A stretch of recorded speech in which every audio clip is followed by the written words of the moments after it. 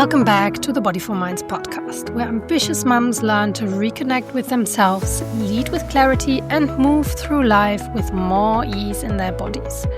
I'm Katerina, and today we're talking about something many of you are already feeling in your bodies.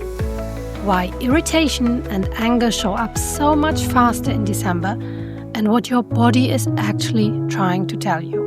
And because this theme connects beautifully with what we're doing in the reverse Advent for ambitious mums, closing doors to open better ones, I want to weave that in too. And the reverse Advent is happening on Instagram and YouTube, by the way. If you're new to it, to the reverse Advent, instead of adding 24 things to your plate, we're gently closing one small door each day, letting something go so you can open space for something more intentional and aligned. It's calm, not pressure, reflection, not performance. And today's episode gets into the why behind that practice. Let me start with a tiny moment from last week, because I know you've had your version of this. It wasn't even 8 a.m. and I felt this quick heat rise in my chest. Nothing dramatic happened. A small request, a reminder, a comment in passing. But that's exactly the point. It wasn't the comment. It was everything underneath it. The invisible load, the social expectations, the emotional labor, the holiday pressure on top of regular life. These small moments stack up in your body, and especially in December. And irritation isn't random. It's information. Let's name what's actually happening inside and around you this season, because once you see it, everything makes sense. Firstly, invisible expectations increase. Holiday magic doesn't organize itself. Your brain is holding timelines, traditions, logistics, and emotional tone setting, often for everyone. Secondly, your recovery windows shrink. You might get 5 minutes alone, maybe. Your bandwidth is smaller, which means your reactions are quicker. Thirdly, performance pressure rises. Family gatherings, school events, work deadlines, social coordination, all asking more of you. And fourthly, the good mum, good employee split intensifies. 2 roles, 1 nervous system. The expectations feel doubled. The capacity doesn't. And fifthly, here's the underrated one. Holiday gatherings disrupt your whole regulation system. December brings Christmas parties, work events, family dinners, school celebrations, often stacked back to back. And these gatherings tend to come with the same pattern. Lots of food, lots of alcohol, long hours sitting, and very little movement, plus all those comments that you get. You know the ones I mean. And while on the outside, comments aside, it looks festive, inside your body it's dysregulating. Heavy meals, slow digestion, and increased internal tension. Sitting for hours means your body doesn't get the natural movement it relies on to discharge stress. And alcohol? Let's talk about that. Here's what we know from sleep research. Alcohol might help you fall asleep faster, but it makes your sleep worse overall.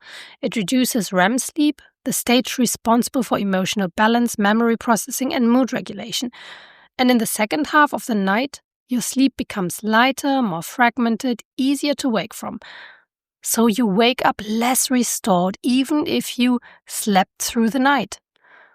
People who drink before bed often snore more and even experience temporary sleep apnea, which further reduces sleep quality.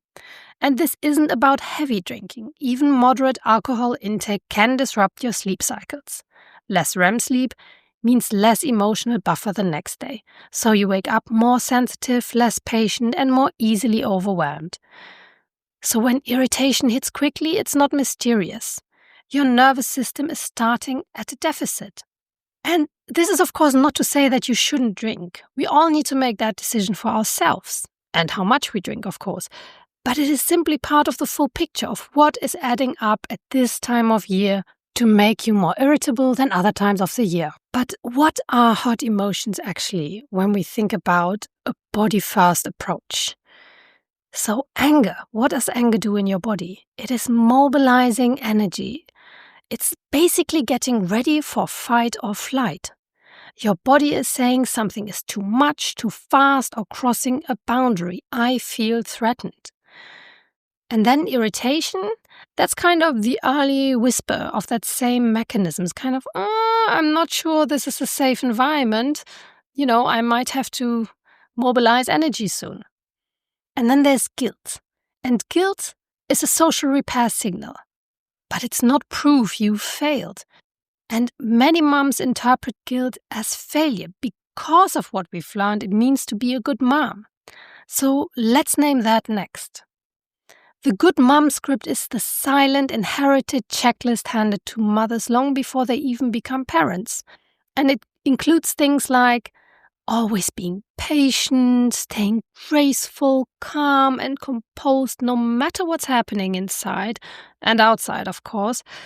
Anticipating everyone's needs before they're spoken, creating the magic, holding the traditions, never being overwhelmed or irritated, keeping life smooth for everyone else, not asking for help, never dropping a ball, at home or at work. Here's the truth though, and I know you know it, but sometimes we need to hear it again. This isn't just perfection, it's inhumane. And I'm so glad that we are talking about this more and how these standards are nonsensical on so many levels. Not least of all because no human nervous system can meet these expectations without breaking somewhere. And even more importantly, it's not authentic. And children have a powerful sense for authenticity.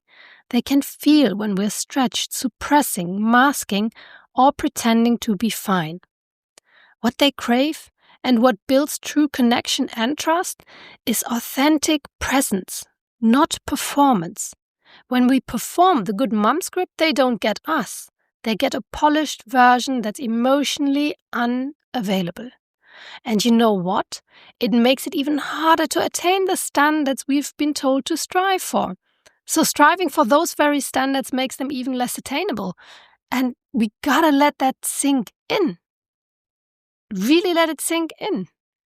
It's a setup for failure if we were ever talking about failure in motherhood. And here's the part that we often don't connect to the standards we have for ourselves or that we've grown into and that we're trying to attain. We don't actually want our kids to internalize these standards either. We don't want them growing up believing they must never be overwhelmed, never feel irritated, never fail or never make mistakes, always keep it together, always be graceful and pleasant. We want them to know they're allowed to be human. And the best way to teach that is to model humanity. Sometimes getting it wrong, noticing what didn't feel right, apologizing when needed, recalibrating and moving on. Not performance, not self-erasure, not pretend emotional perfection. There's no such thing. So when you drop the good mom script, you're not only reclaiming your own humanity, you're giving your children permission to be whole, imperfect, growing humans too. Let's bring this into something you can use today. Step 1. Feel. Notice the first physical cues. Heat rising in your body. Jaw clenching. Breath growing shallow. The shoulders hunching up. Or your head feeling like all neurons are firing at once, like little ants are crawling in there. Say internally, my body is signaling. Nothing is wrong, but something needs attention. You don't have to say it like this. It's just something that when you notice these, that you immediately know, this is my body's signal. Step 2, move. Choose a small movement. You could exhale with a sound if that's possible where you are. Shake out your hands. roll your shoulders, stretch your arms, or if you want something less obvious, you could squeeze your hands into fists quickly but really hard and then release and repeat.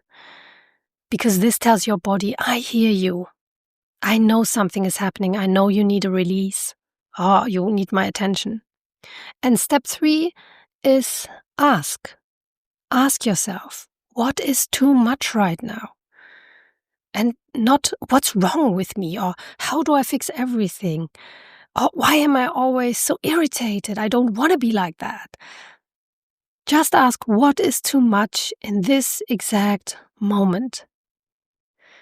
And you can pair this with the reverse advent that we're doing that I mentioned before, and I'll come back to that in a second. You can start reducing the too much in a very embodied way. So yes, this is exactly why I started the reverse advent for ambitious mums on social media and YouTube. It's centered around closing small doors, not opening more. Each door you close reduces the amount of activation your body has to hold and creates space for something that feels aligned, grounding, and true to you. If you want to join this daily practice, head over to Instagram, Facebook, or YouTube and follow or subscribe. You can start today, no catching up needed. But if you want to, I've created a playlist for you on YouTube too, so that you can find it easily. All the details, as always, in the show notes. If today's episode helped you recognize irritation as information, not a flaw, share it with another ambitious mum who might need this reminder. And if you're following along with Reverse Advent, keep going. Every door you close is a gift to your future self. See you next time.